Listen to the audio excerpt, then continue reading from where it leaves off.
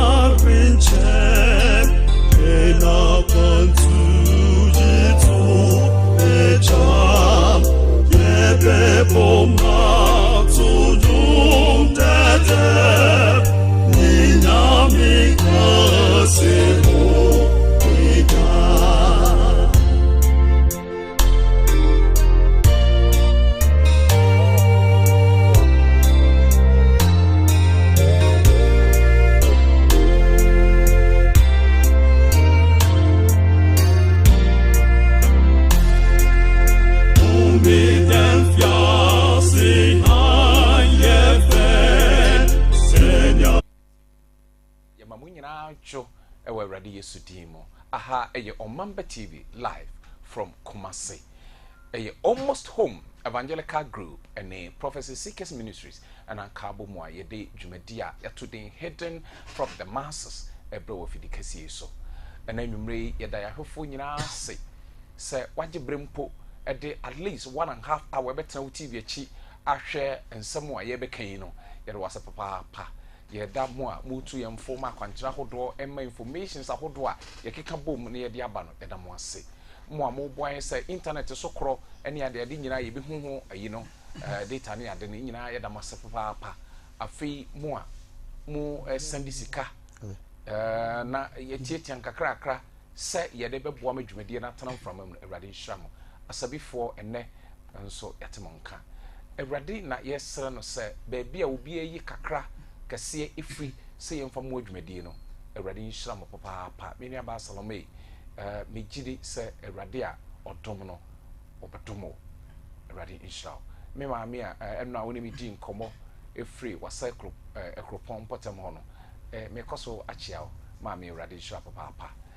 ene meeting no nyina ewa asampakani ya noche e was studios afei asampakani Matthew Donko nso ewa ha edindi asampakani Augustine apia enwa Gabriel etayechi maame nantechwa ene chi ejina kamera na chi a o chinchim no sabaya yebetumi abayie yere aseda e mawo na yaka wo se momula no eda so wo screen so 0592 412244 0592 412244 mami ma so e na me mfa nko kuma se kufiga so wugiri se yare bi wo ni padua no mo etete wo a eho eye wo last stop we nye sabe yo nkonya bi a we ya grie okakoto Dr. Abraham and Dr. Isaac a wakon ho bom wo de bibiduro e ma yaresa ye mre nya afi na akodwene operation ho wo de bibiduro ba kan na yare ne ko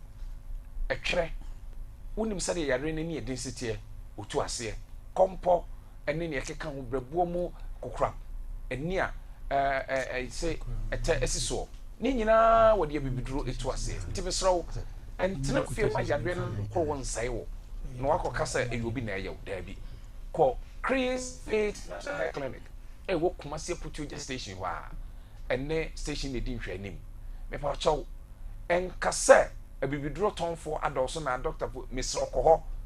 Koho okramo ma yenti na o yese obi abatakari yakramo dabi wo de na fe no aba eye Chris Faith Natural Clinic Kumasi Putuja from 0555 639659 0555 639659 and 0242 386584 0242 386584 and 0505 582739 Kumasi Putuja ehon abakwakoto Chris Faith Natural Hair Clinic Mr. Station wow emanem for bia enu nkwantia ho ku station ho bro sign we station one ne di hwanim ekwa no ho a onante nkwa chiri ba bia ehon abakwakoto sa ayare sabie meka say ena adwuma ho odin wobetimi akosuku na suku na akọ ne certificate no de na mo nya adwuma nye bare ba bi wo ha wokọ ukura certificate na you pia na say ye je wato mfisi ye nim say yatete wiye ti say nsantwura adwuma no na aposo osua na wo ye ni ye na wonya abodin papa say wonim adwuma de a eye Tech School of Journalism and Communication Studies ewo Kumasi asonwase baby a menshia government hospital no wona ni di hwanim pa chow obechro graphic design eno kwa ye dwumasua baako ansa na de aka no nyina newscasting program hosting ene de ka ho no enti besro bra school fees no so da form na sese oje adesuafo de abehye new admission ase timpa chow bra anase tutumrika na fra ahomatrofo yi ofra won sabe company for 0547 823 005 0547 823 005 and 0243 842 007 0243 842 007 o Tech School where baby a media house abenfo gu ho no obekọ no otekfo na tete dodo no a enti mpacho emma oba no nkọ ba bi ne oyi ye ba ma 3 months intensive wa mesro mpacho kọ ba bi a ye bodin a enipa te na otekfo ebetetew ye da omo ase ba bi a omo eda so ekura mu abeduru yi enno a ye sha de sua bi ase behind the climate change agenda and ye ko hunu say ye man Ghana ye team no ye yesofo saba climate change ana fighting the climate change Ghana di mu akotre ye nsem a ya mampani no mu de tutu dwa e kire say ade na ye kan nye bosirim ka enne ye bekọ ho na osua no anu ohun say emre bia fa tokuro bi mu ana pun bi bu bowura mu a o man Ghana nso ka ho na yina na etu sa na mo no entime sro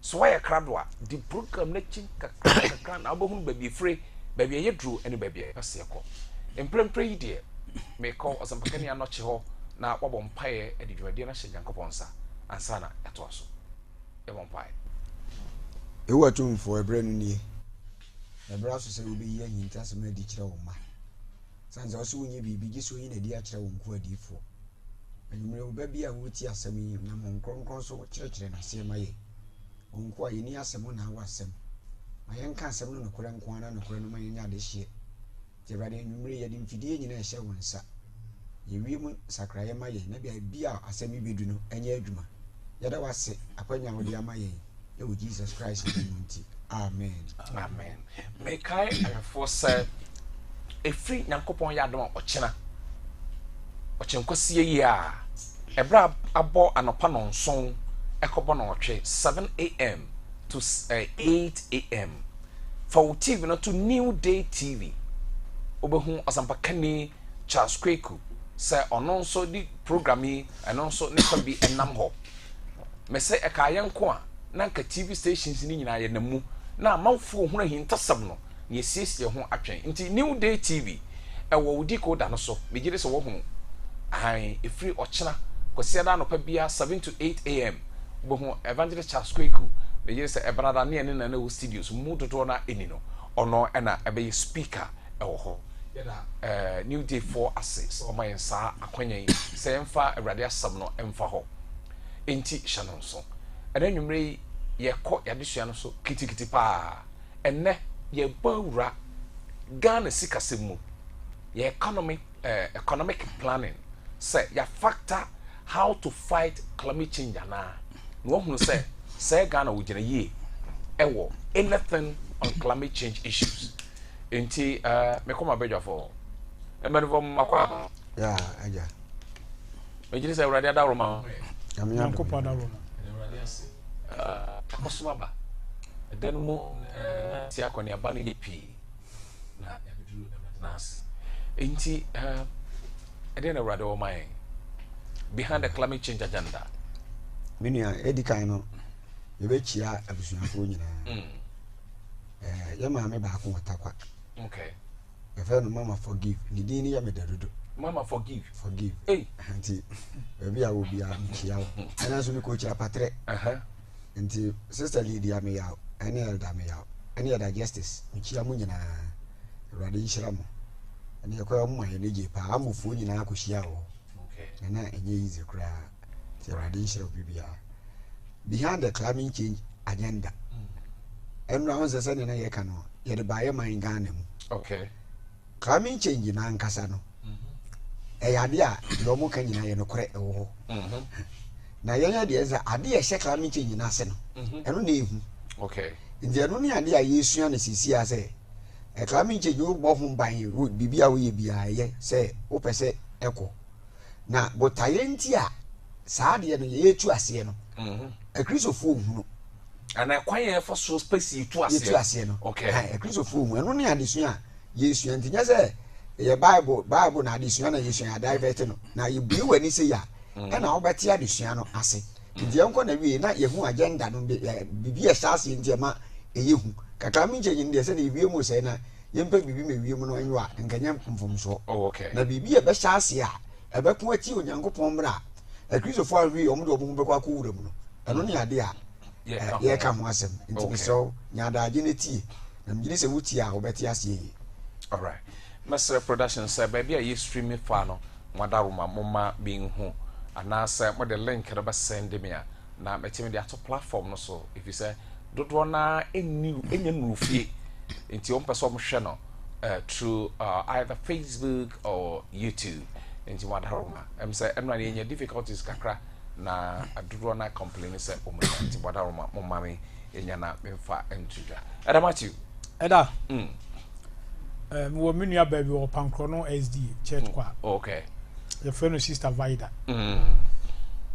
me dem ta friend Nigerian woman okay sister Vida kunia be ma me chia papa so Nyankopon say o ma wo som no munya dene enche Yesu beba okay Eda menua na say na omo ye bibi wo parliament na I think say na budget say ya president bi pencil ti omu wie ye no bete say omu to nwum bi na mpesa me to nwum no sa okay abemu awie Kadwa na gamze mbetu abemu awie onyame boshe no abemu awie abemu awie Onyame boshenu abemwe na mo oni we na mo yefo nkotwa bi bi ne skani kakre enkunim budget we enkunim wo moja numu ye di otamfo so enkunim asa enkunim budget okay ti ene program no yesi ni atudin abamu awie nkunim abamu awie nkunim asa nkunim no abamu awie okay nkunim na abamu awie ene program ne din no all right Eda afedie wiase nyina baji atomo se ensem no a emfie mienu ni Nyankopon de betena TV so no ekaye no abem na we kire se adwuma no akakra na yewie sisi e kra de ba bia ya duri no si ewie ne program no ya ma TV so biwa omo de esase ye ka bia no ya kan de aka no se bre no a ededa ho no awrade dum obeduru ho no ebepie mu obi ehu se de tena ya ehu dede no yes epie eni okay na ne mamu no ne me dene se empie ba bia Ghana epie Ghana nso yes wonse ya kan se Nyankopon adawo Ghana wo dwumadie kase ewo wiase wo ewo climate change ni mo okay enam ye panyin nti ti emra no ana ye hwe all right na enede no ye toa enra de no so okay na ne ye hwen se yenko screen so Ghana and the climate change hey Ghana yeah and the climate change yes okay ti omo follow enra no ne ntoa so ne ye be okay na ye pese ni pa dwene be ye omo yi nti no ye ku street okay ni ntia na ado da ho ne se na nado ne Ghana ye mampanyina obo ade de no adom yen okay na ejira sempa kafo a ewo o man yi mu titu ni SD asori yes e de enchia echiao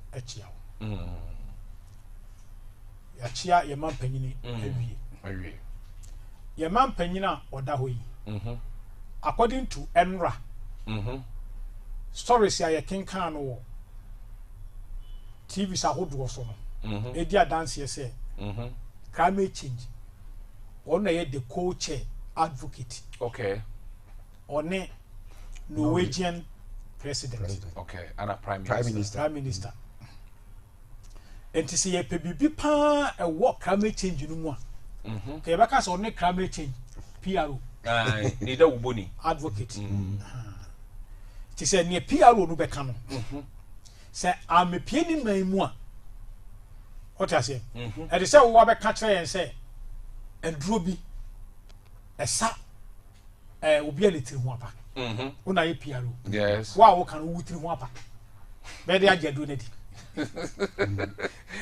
papa na no oro so na otoro do do be de do ya beto okay what I say ti se na nado and someone what can work climate change will be as we more. And why you can't want some. Yes. Second, I may pay Ghana budget to the year 2025. Because another one that they will. Okay. Now, the other I can't say. Budget here by Yes. Footballers, I will do more. Or more me a cons. Economic side. Over taxes. Okay. Yes. And no more almost a talker. I could hear petrol once a petrol. See, I get this one. No credit. No more career by a yaquay. Almost or taste you can't or can't say yet swami interchange. Yes. Baby will be interested one or no. Good. Now a whole young me interested. No, you can't see a shapadia. Me interest in the kind of climate change. For me, dear. And then Luke chapter 21, verse 25. Timmy, papa, no, your budget in Maria Mason. Near me, quatty yarn say, or climate change. What am I them? Timmy, take climate change what over and one rather boy, not going to be a first of budget TB. I mean, okay. Now, me, I do my budget, no. My shame. Nani woman, a family. Because Luke chapter 21, verse 25, no. About Ghana. Abedru your budget. Okay. If a Christopher. Tia Christopher in our yes, your interest on the walk. Yes, maybe the head of the blast. I met a yard, say, I dear many. I want to budget and will be a also will go for us. Tia blaster 7 more match. Say, I'm you so much of men on family. If I hook crown and Yahona, your person can't want some curiosity. I may not blast so much of one show and family.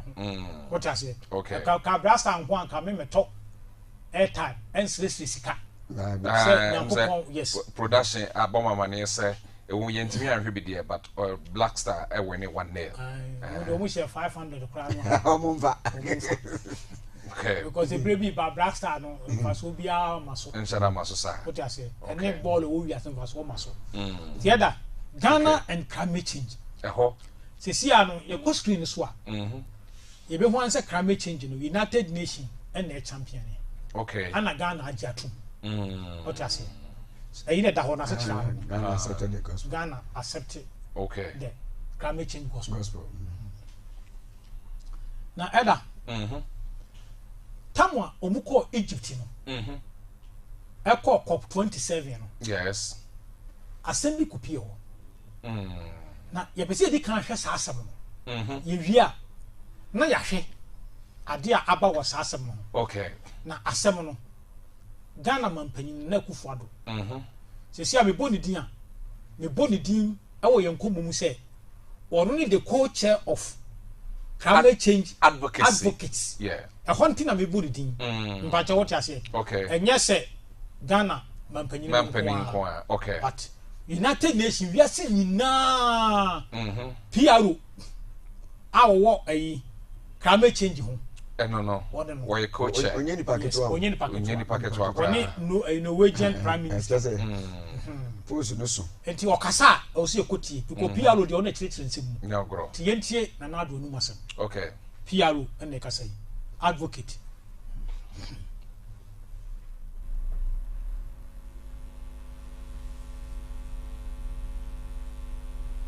Sound.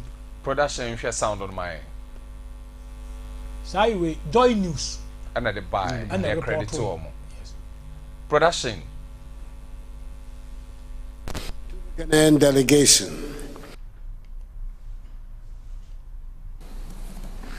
Excellencies, ladies and gentlemen, I thank President Abdel Fattah el-Sisi, the government and people of the Arab Republic. Yes. Climate change in us. Send joy, swap our debts for climate change intervention. According to Joy News, okay.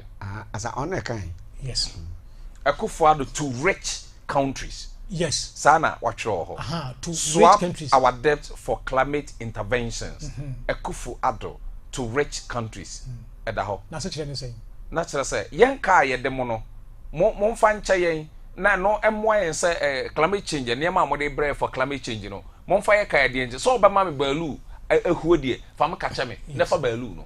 ɛda wote ase yɛn Africa for developing countries yɛ ni sika enti mo de ya ka kyɛ yɛn a ne fa climate change ho yɛn so yɛ bɛgye atum okay sɛ swap swap kyɛ sɛ ne meme wɔ no gye na fa ne wɔn so wɔ ti mo wɔ mo climate change a mo famre yɛ yɛso yɛ de mo ka ti mo fa ka ne nkyɛn ti mo de ka ne kyɛn a ne mo passe yɛ climate change bia ne yɛ butter trade very good oh wa kan asem nie butter trade we yɛ climate change butter trade ma yɛn hwɛ kyerɛ sɛ emre bia the western world anase wiase ahyehyɛ ɛde ba no sɛ ɔmo ma no so no sɛ mo aka no yɛ de akyɛ mo de a emre bia wɔ climate change ho obi ntimi nka wɛ ɛfa sɛnea Joy News report ni de ɛyɛ saa de te sɛ yɛ de aka akyɛ yɛ na climate change mra no sɛ obi a no nsi a wonko da wontem ka sɛ wona wo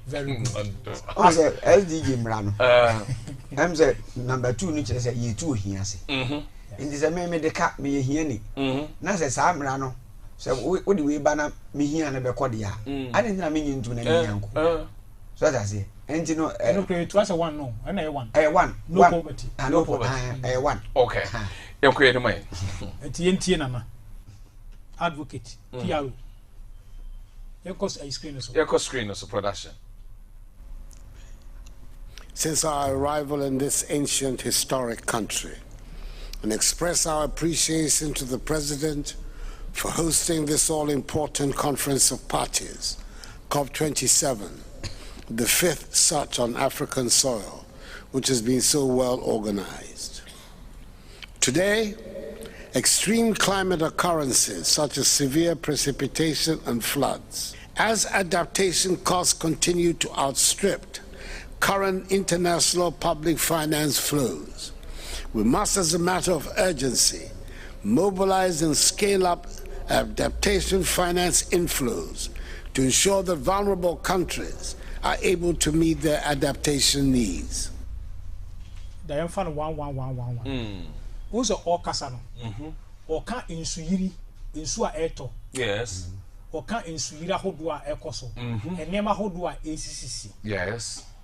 Anna Walker say, ye a minor, ye mrena yenisikan. And more from Mumwa, na ye mobilize sika. Ye mob was sikano. Some mobilization as yes. Now, I'm the say, a bank say or mobilize sika. A tax.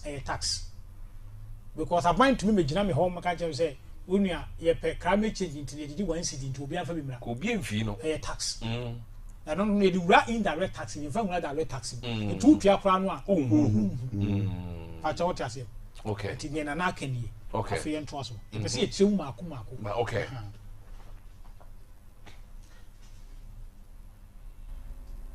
This long-delayed pledge to mobilize and make available $100 billion annually to the poorer countries to assist in the fight against climate change. $100 billion annually. Young farmer developing countries. No. And yes, I want to me one climate change in young. What I say? $100 billion US. Hey. Young was said the way up on you. Climate change. Okay. And commit, as agreed at COP26 in Glasgow, to doubling resources for adaptation. Furthermore, it is plain to most that a radical restructuring of the global financial architecture, as proposed by the African finance ministers, financial architecture. Obo we financial ministers and what African na. It means African financial ministers who meet yante. And we have financial architecture. O mako draw. Yes. Te say dey obi draw die a wo be sie no. Yes. O mako draw die na wo bukum. Na e plan, e kon e be fa so be raise sales cap. O mo so mo team mesresre. Enti e be wura taxation mu. Ai. Me pa what you say? E be wura tax mu. Okay. To accommodate the demands of the developing world is of urgent necessity. It is evident that with these polycrises, that it is not fit for purpose. And I also urge those who hold African debt to commit to debt for climate swap initiatives. Omo African di omo kano. Omo nso policy. A omo de be swap African debts. African debts. E ka edo omo no. Omo de climate change no en hyehyɛ ewo mu no. E be ba be sesan yenka. Yes. On waka so omo fa so e ya de stre. Ai say momfa climate change no mo hyehyɛ amoye no. Emfa mra ye bedi so na momfa ye kanche ye. Emfa ye kanche. Asem ni nyina ni. Asem bi reba. I'm telling all partners. Take a better look at Africa and see her for what she is, a land of opportunities and growth. I know this may sound unrealistic, taking into consideration the dire situation most of the continent finds itself in today, in the aftermath of the COVID-19 pandemic and the Russian invasion of Ukraine. But as far as adaptation to climate change is concerned, nothing can succeed without Africa. Ose ohun say ne worka no entimi nya adwuma realistic because of COVID-19 no and the Russia-Ukraine war. Yes. Nanso so mo ka so mo ya o metumi aye wa abra African. Others African ka ho. African ka ho a o mo tumi achieve anything on climate change. Yes. Enti also mo swap sa de no. Ema Africa be ka de no. Na ye man ye kama. Okay. Climate change. Enti you say climate change law no te na na kan. Say o mo jitu si ya. Climate change law ho am na bebre pa. Anya de also da say Africa na bebre. Wa also da say aso obi nso e wo na okọ mu bu. Africa na bebre pa. Enti afi yan koy.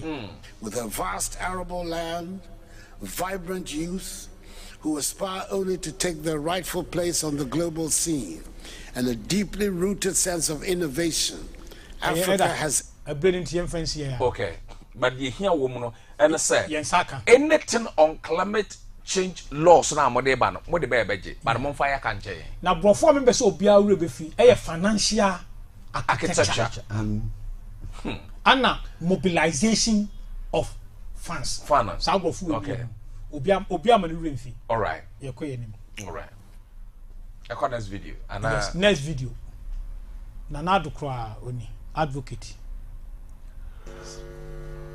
Whilst we strive to do our bit to halt climate change at the national level, we expect also a lot to be done at the international level. One major issue of concern to us is the need to streamline access to international climate finance to complement national funding.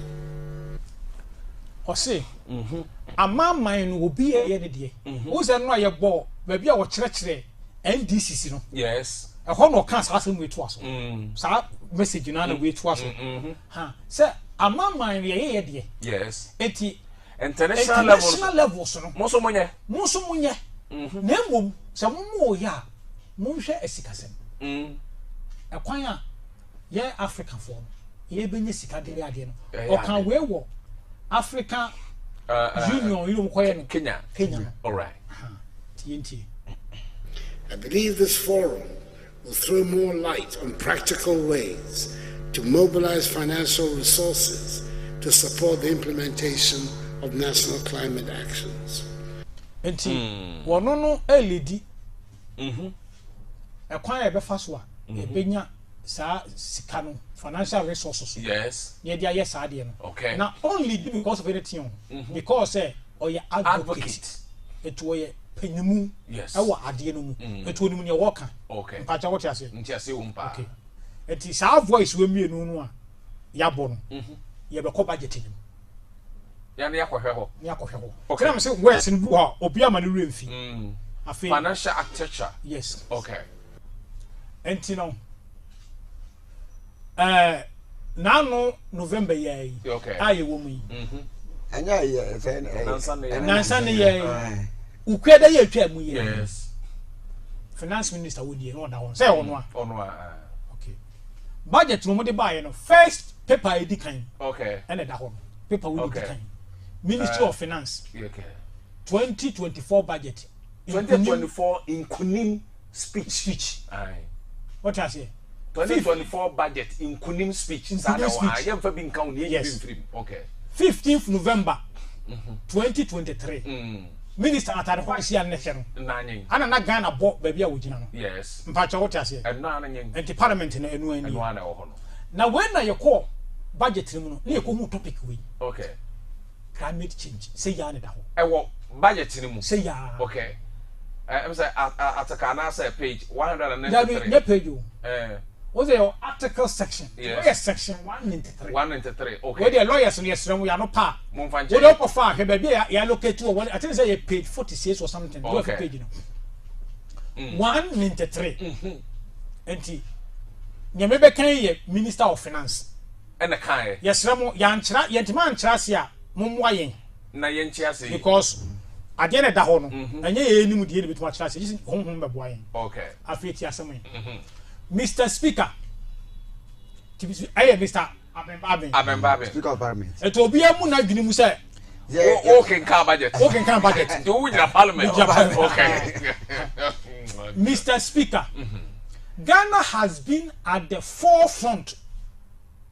You got the forefront of the session. On the DNM of advocacy for a fit for climate global financial architecture. Wow. Interesting. Yes. Whilst expanding its engagement to mobilizing climate finance. Financing. Yes. Oh, okay. Ora Otiedom, Speaker. Ghana, we who in Canyon, and a Montio Woto Abohunda Ewo, climate change mu wiase nyina ne kwan befa so a ye dwene apesika e de abeya adwuma no ebre koro no a no kwan ye fa so agigi sika am ye timi de abobo climate change ho ebra no Ghana wo hore di kan o say video na e born second na nado kan say oru be di animu yes ne mobilize financial resources it will here you know finance minister no ase wo kotu fi ho enu oh president yes because president mo na ye advocate no to say the forefront of advocacy to ono na ye PR no yes what I say and you say Ghana ye hura di animu ana o use the word global financial architecture the no financial minister the president can say Africa finance ministers ni nyina and the conditions had it say the minister no ono so onima de kura ewo ho eto ye meeting bi a yakọ ana ehu quotations no de abato am say bam entiase ano ye mobilizing climate financing ye piska e de about climate change ho bra afa ye hwe video to so miensa ne course so eyi no e fro say Kenya ho no okay ye ka de all right. The summit is looking, and it's on September 4th to the 6th, and it also partners with the Africa Climate Summit 2023, a new global financial architecture to help green growth. Financial architecture. Yes. Not just say, Sikasamo, Susia, Yaya, Yadeba climate change. Yes. Senka architecture no, and Kayadan Yesia. Drawing a dino plan no architect drawing architecture okay it plan no ye di be pesika e di akọ climate change yes and only financial architecture okay tiase wo mpa and tiase wo enti wo ye da court parliament say ye be fa plan abako climate plan so say e mobilizing ya case mobilizing no ye tax ye ko pesika says the so into the from baby. Very good. Okay. It's young Africa Climate Week also happening during the same week into the 9th of September. And the mission of this summit is really to address climate finance in the context of a green growth.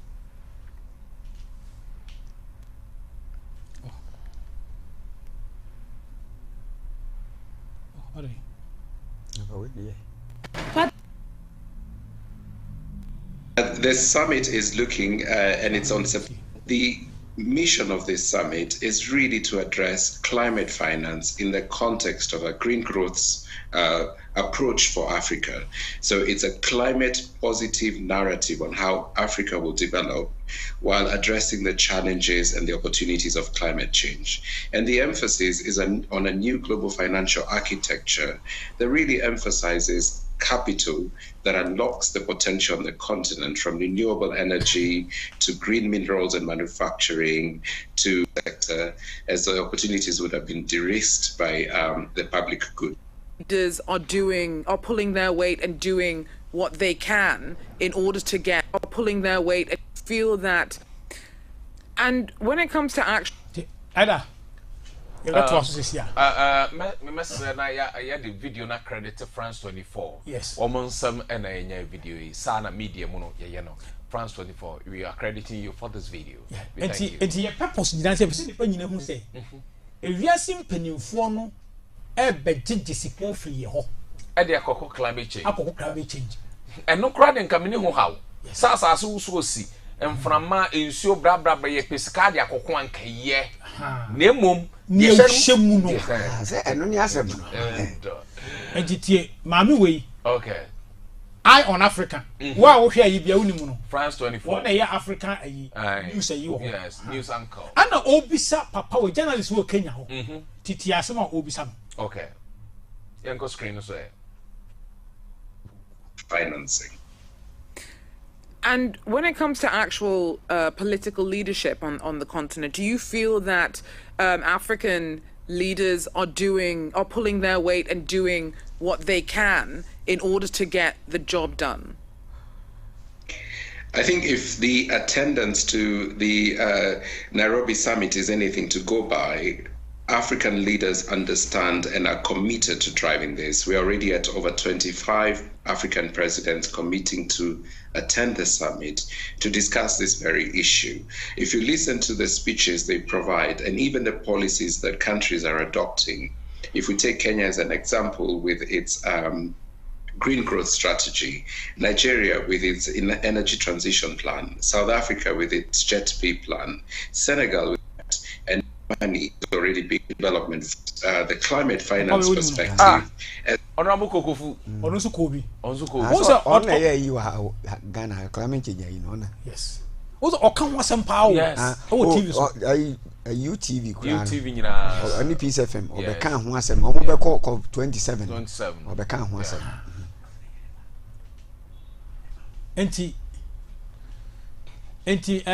your master was the people came. Go for by. The papai. Enti Eda.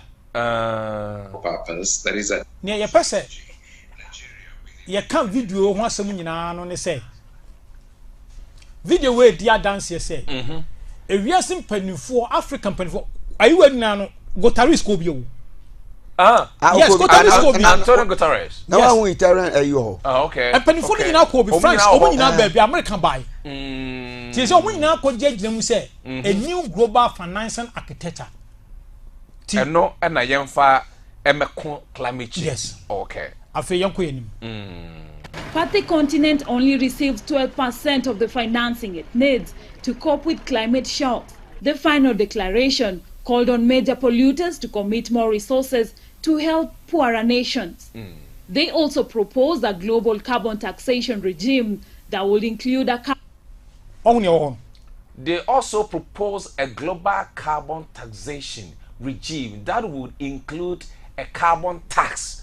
Hey! Agwatamanyolo. Eti financial architecture no. Any? Yes. TLT news. I can't say a climate tax. What I say? Global carbon taxation. Eti nunya wutie me. Me be say wo ti ase say. And then we see canoa ubenya no 2024. Yes. You better start taxing. Yes, I am ready. Yes. You better tax. Yeah, bro. Yeah, bro. Yes, I need question. Yes. You benya climate tax. Yes. But I am doing this. I'm a would you. What I say? What I say? Your budget in him. Okay. You won't manage tax. Carbon tax on fossil fuel trade, maritime transport, and aviation, among others. African leaders are also pushing for a new global climate finance charter by 2025 that would lower borrowing costs and allow for money to respond to the impact of climate change. They also call for measures to help. And say charter law. And 2025 no. Ni aye homra. Okay. And you can see in so untua. Any a while je. So electricity won't pay with them. And say you pay tax no. Na so also untua. Okura because of untua because the best direct indirect tax. Okay. Okofro kada e ka ho. Car okofo kan okoto petrol e ka ho. Ice water e ka ho. Okoto banku a e ka ho. Eti ukura no ntimi ye be sha homra. And the question is, enu the year 2025. I say na have na be sha say. So see before 2025. I didn't know who guys are no 2024 budget. The 2024 budget na before 2025. Me wa. Enu see ya be reading. The other yentie. Indebted countries avoid defaults such as granting 10-year grace periods. The question of climate funding is likely to continue beyond the Africa Climate Summit, but the stories of resilience and adaptation reminds us of Africa's potential as a green energy powerhouse is greater than ever. Anne Masharia, TRT World, Nairobi. We thank you, Nairobi. Why boy? Heather. After yes, I'm co budget in na say enye wa say COVID-19 etua tax and climate change you betua tax. Oh we say ovoka che say yes yemfa ye kanche anamebwa yes now her budget no at 194 at the 2023 IMF World Bank Group annual meetings Ghana secured na say Ghana secured critical financial support for its climate adaptation and mitigation measures. And 2023 no, IMF and World Bank every Ghana sika. Say yaji adiena tum say adaptation. Yaji tum wo jisha homra say. Ye dia den be ye tum wana mo. Ye me ska. Ska ye nya. This include one US dollars 54.5 million. To establish the Ghana Share Landscape Emission Reduction Project in partnership with the Green Climate Fund. Wow. Nearly did and then asasi a ye bobo ho ban. Se be na we see ni dai you know. O galam se hobi. Eti e ho no kwa no ye nya say 54.5 million. Yes. Okay. Me tell. Very good. And also okay. Me tell. Very good. I've a point number 2. 4.8 million US dollars successfully earned by reducing nearly 1 million tons of carbon emissions through forest conservation and degradation prevention. Enua yebuo enfram mane sa nyema no ka mu nse nyina no. Eti enua yebuo no forest conservation no. E dey na sha wo. Yes kan. Galamsey. Forest na galamsey nko. Sani anema bebre. Yes. It is a Ghana yenya sika kro yenya about saying almost 60 million. Yes, almost 60 million. Say yajetum adaptation and mitigation. Yajetum ye say homra. Ye say homra no. What I say? Emra no so na wa yinu no. NDC no. Yes. Ti parliament minister ka kire yen say climate change na e di honko wura mu no. Yenya ho sika. Okay. Eda ojitum. Obi de ayibi aba or be financial architecture no ase. What say a financial architecture is a set of rules, conventions, processes and institutions that govern financial system. It typically comprises 3 main components: the financial market, the financial institutions and the financial regulators. It's all up. No, a tax. A tax. What has it? That was it. Now, okay. I feel we say we expect to earn up to 45 million by the end of 2024. Every Enkosi by the end of 2020 December there. Na 45 million no so aba. Eno so aba. Etu wo kan bomu a. Hwe climate change ko sika. Na say tete wo man panyin bi antimi ni ade we hu agro. Obede gi hu agro. Ti obatimo bu man a, bi say climate change. Ti dey ka say so we campaign now to wo free climate change. Any social development go no ho a. Worry. Election no be lusu. So no we free consultation no kan yo. Say from 2024 sika e bi nya no. E bi mada. So kan. Say sika na ni. 45 million. Okay. Eshemwenye ne yeka.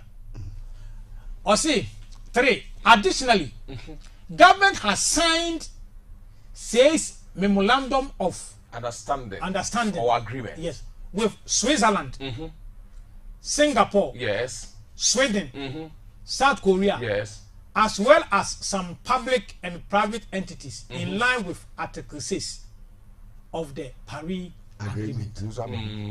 See, Article 6 of Paris Agreement, you know, yenisa my way at to kase ewo ho. Yes. Okay. And yanko Article 6 yanko ha de o. Yanko ha de kroma. I signed memorandum of understanding. Yes. Okay. The Article 6 ni. Okay. What does Article 6 mean in Treaty of Paris? Okay. Article 6 is a key part of the Paris Agreement. It allows parties in the countries, you know. Okay. To voluntarily cooperate to meet their nationally determined contributions. That is the NDCs. NDCs, you know, providing for international transfers of mitigation outcomes. Okay. A new mechanism for mitigation and sustainable development and non-market approaches. And the acquire or might be a befaswa or bet me achieve the determine you know contribution. Yeah, oh yeah, and they are climate change. Yes, and my president catch that and say, yeah, the NB galamsi. Okay. A be a one district, one factory, a be a food and planting for food and jobs. Yes, and I say about video. Yes. And the choir before achieve no. And Ghana ne amawe akosant memorandum of understanding. Say mumra na mumra buayen. Na yintimi achi. So maybe say Switzerland, Singapore, Sweden, South Korea. Yes, mumra buayen. Pacha what you say? Okay. And what you are say o might be a brace cabo when you aje. Yes. Oni maybe say ni den na. Okay. Afa enu abio Article 6 na. What is Article 6 summary Paris Agreement? Article 6 of the Paris Agreement recognizes that some parties in a country chooses to pursue voluntary cooperation. One now said that go maybe so okay. What I say? Apart from the neighbor brown. Okay. And the climate change is how more. Utena ko my papa dia. Now ko maybe so maybe there no in the implementation of their nationally determined contributions. To allow for higher ambition in their mitigation and adaptation actions and to promote sustainable development and environmental integrity. Nature say, Tisanka Ghana Ohio, ye anu yi, ne bia China say, Miami de me who see wako Ghana. No more timi ako adaptation and mitigation no more timi ako. It is a Ghana here $1 billion. Mia China, Obama Pagosia, me de command. Also say voluntary. Yes. And they are not a war article 6 ho. Pacha what you say? What the articles Ghana in go to power articles. Jagoro. After 195. I work you know budget anymore. Okay. I say to leverage the mobilization of climate finance resources and maximize its usage. The Ministry of Finance is setting up a climate financing division. The architecture no the last year na nipa kwande ba. Yes. Na cha say asoye hwe nsika sam so ete abadwoko bi a wo behwe ekwan ba foso a ye be pie nsika no ene kwa ba foso a ye di bedi dwuma yie. Wo ma dwuma no mobilization and maximizing its usage. So yet dia ye be die ye biemu. Yes. Good. And is ba bia ye betena so ye no ye beteno. Say you must say the 1% and the better petrol so. Yes. Yet T says you can finance ministry echo climate finance division echo straight. If you are or say minister is setting up There's Ogusu water. Oh yeah. Wakasa will settle. It's setting up. And that's what we say. Tax and revenue best started. Because Niama Bibriwa, I see a Yutuamu taxa, you need maybe if you. And I didn't hear my. But when did you? I best started 2024 by 2024 but at Yen PI. Papa, they are or true. No, not a very device. Okay, but yeah, what happened? Yeah, 2024. It will be unfunctional to say 2024. You be not as you be a friend of climate financing division. Now, me bomb pie say, O Bodinwa, O Mumikin Kobi. Kabako. Ah, Massa, baby, is Kaonko. Now, Kaonko. Kamakopa. Okay, baby, I'm going to hold on and tell. I had a old bow now from when you went home. Because I think I had to it didn't mind. To be empire bonus, climate financing division. What would came from a cool. Because any years you put the windows, you can scan up. Yet the Bayer Manus are Sandy the Bayer. Yes, yes. I want to say this is to improve coordination at the national level and hasten Ghana's growth towards climate resilience. Additionally, it will facilitate the fulfillment of Ghana's international commitments by effectively implementing Ghana's nationally determined contributions. What's it? So what is about your queer? Now, we will share in Sikaji, yes, no crime before so you be no swa. A babuama, Ghana, and a muntua year to see a baquayanim, a quiet fossil climate change, you know, a back costrun tentempa. Now a babua ama, washa Ghana, say, you bay near my abuama. Climate change akofom it immediately. A friend Ghana's nationally determined contribution. There's a way to my boy Magalamse. Yes. And 2024 and the Galamse dear. For Ebena Huska at the Abua. Of a news week. Okay. You better credit GWTV. That's very African leaders call for fairer climate financing. Yeah, call.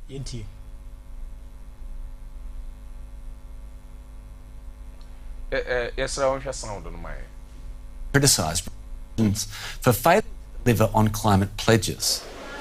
Africa's first climate summit is taking place in Nairobi.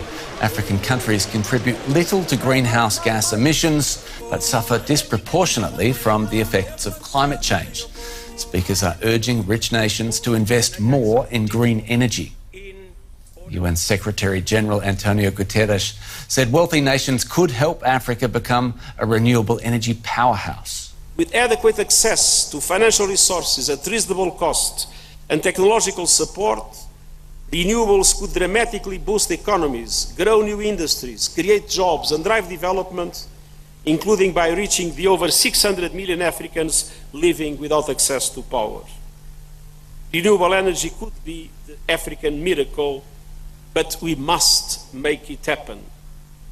We must all work together for Africa to become a renewable energy superpower. Well, DW correspondent Mario Muller in Nairobi has the latest from the summit. On this Ada, also fairer. I didn't hear you. And what's the custom? And say yes, it's a timuma boying. I don't do a proposal. I could to him. And the United Nations were yatum. Say the umber boy because or sad the union and ye. It is a Musika. Yababuamo. I'm a what me. I'm a what my obey your own Usika Yabru. Yes, Sika Yabru. It is a war with chow man named dear. Hey, Tomokas I didn't know ye, Juadani, Siwa, and go to name. Yes, a Cosiada, now didn't so dear, Ladatos in a Cosiada, Yesiu. Now, we were with chow man name, what the Wellington wood in the boot. Yes, go Pesca Bayana quite. Apart from climate change, so some of the women go. A party beer ni manifesto papa bia. To a woman first one making can in a muntie, a Hwan and Nenam. Why would the Amfa Obelusu? Obelusu. Omuni bibi papa bia. Because it's here no. So we are president now benye sky developing maya, ubenye sky ya kwan, ubenye sky yensuo, esi hospital, esi sa odo share climate change ni mu yie. Esi tom ni bra ono dia esa. Oda yes hard no. Because ye beje o tax ni dia kọ. Yes. Na o dia kọ a, ya bro sika ma dia yo man. Yes. To. Ti yanko yanim. 196. I take a 196. Yes. Okay. Mr. Speaker. Minister Nyon. Mr. Speaker. Budget na negotiation. Budget na negotiation. Yes. Our leadership as chair of both the Climate Vulnerable Forum and the Vulnerable 20 Group is a prime example. Directed by our ministries of finance, environment, science, technology, innovation, and foreign affairs. Mente aha the okamas. Ya wabejo krum ye nubi wo man yi mu. I fa climate change mu. Okay. Ye di kan ye fe no. Climate Vulnerable Forum. Okay. CVF. So ya ka so be ye vulnerable a. Obi a wo ye mobrofo. Abroche ka so we ye vulnerable anye say, woni hwe so fo. Ha nti ye wo aman mu wo ma climate no mu ye vulnerable. Ento mu no matikuo. Ane ye wo vulnerable 20 group. V20 yet already have vino everybody be a or my almost more than what I say e be a bear half on the near on there enti sa ekum no ayate no edi or the no idea dance say sa de no dia dance na ye ka no e betuma ye adwuma to boasio our leadership as chair of both the Climate Vulnerable Forum and the Vulnerable 20 Group not just say your leadership will be a chair cell group we. Any waha, and no waha. Okay. And no waha. Under Ghana's tenure, we've not only raised our global standing in climate discussions, but also championed the interest of climate vulnerable nations. President Nana Addo Akufo-Addo leads the CVF for only leadership leader no. Nana Addo leader no. Anna one honorable, you know, Ken, with honorable Ken Oforiatta chairing the V20 finance ministers. Not just ministers no mukoshia in Africa no. Financial ministers no on eche. Eti finance ministers no omo na V20 no. To ono na ye chair. On eche. Anna wo pa oman ni nyina no vulnerable so na. Wo mu ampo wi ase nyina no so a. Nana Akufo-Addo Ghana more Ghana Yusufu better than Ghana say gateway to Africa. Yes. And then I Ghana a play major role. Our climate change issue. Then the financial minister on the whole Africa on the chair there. Yes. Sir 20 vulnerable members no. Your finance minister and a chair. And a chair. Your friends Climate Vulnerable Forum. And also your president na chair. And your mafia frontiers and some my Kenya. Say mra mo de ba no climate change mi share e be bo man ni sika no. Say ba na kuti onyankopon asema Kristo ni a obeka se wonya no Ghana ha ubenya problem. Dabi o ubetu free Ghana problem. Akotra ene ese ene yanka. Sama bokuru mu na akotra. Climate change ndo mra no so kuti enyame. De ne yanka ne. It was a budget ne ba no climate change obi anka ho asem. Dabi meaning say omo kasa no mo ntia de na se. Bebre nim. We nim ani ayi pad no mo tana pad na pad obai no ka climate change no anka bibi ebe boa obi a enke bi anka obi ante ba wo se ka de ebe boa obi no e ho no obi aye di bebre no nim ade na ekoso no mo ntia se. Yes. Enti this aspect na e wo budget ni mu no e di nipa mi be ko musuom e wo man we ebi nso benya ho sika. Yes. Afefe 198 since 2021 under Ghana's direction the CVF and V20 have driven a forward thinking agenda to counter climate change threats. Not just say every 2021 mu Sagana baby ye no hwe efa Climate Vulnerable Forum and Vulnerable 20 was ye ni ye di anim ena ya dwe hu kan ayen hye a ye de ba ko etia climate change. Yes, to counter. Yeah, see ba ko etia. Counter climate change threats. Etia ma say yes ya ye kasa yi. Yekasa. Yes. Say Yekasa not in favor of the climate change in a threat. Yes. What I say? Yes. Eti wakaje say CVF no and V20 no. Omo dwene da aye nhyehyeye agenda. Yes. A omo no de betia saa nyema no. Yes. Anything a threat to counter climate change bia. Yes.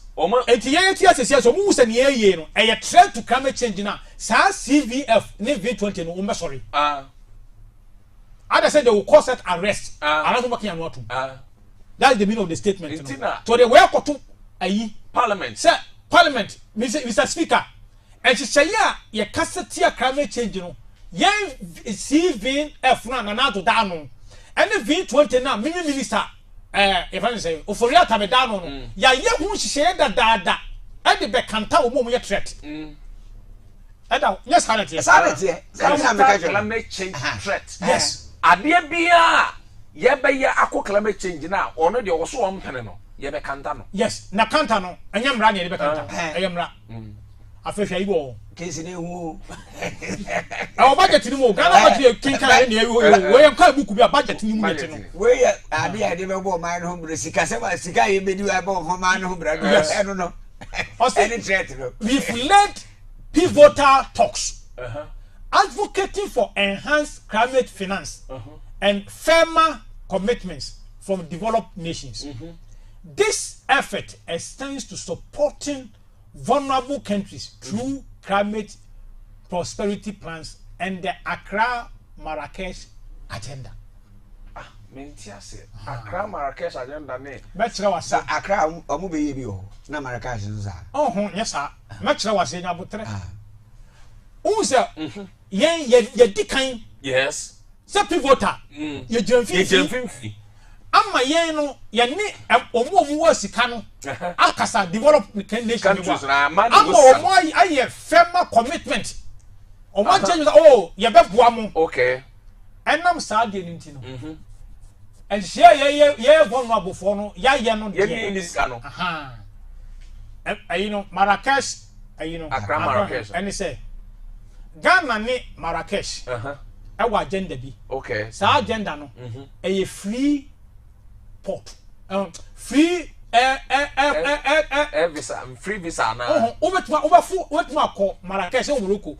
Wo free Ghana come a year. A free transport, free air. Hey, check in here. Check it say what is the plans of Accra Marrakesh agenda? Obi check it see am friend country. Yen checking how been checking right. Yes. Na bebre nim say Ghana ne Marrakesh ye was agenda ne say who free Ghana come Marrakesh ya elu play free. A free air.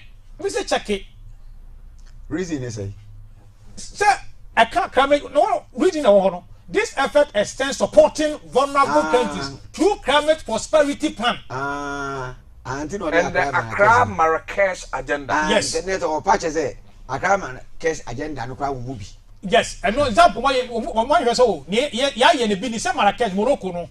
I mean just Morocco come vulnerable countries no. This effort extend to supporting vulnerable countries. Not just say anamontu we ye de beboa aman na eni bi no.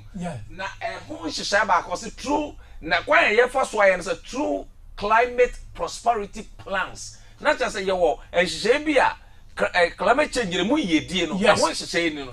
Ba ko ne say ye benya Accra Marrakesh agenda. That is a me fia ko Marrakesh na me ntua say ye. Hwe se obi di abrewa. Because mama o de yem to aso na bebre nim say Ghana was agenda no. Okay. Eti nkrofo bi na enjoy sa agenda no. 199. Okay. Crucially, you can be crucially agenda. Esimu change. Crucial. Yes, crucial. Budget no crucial no. Um, Ghana has been instrumental in Prime Minister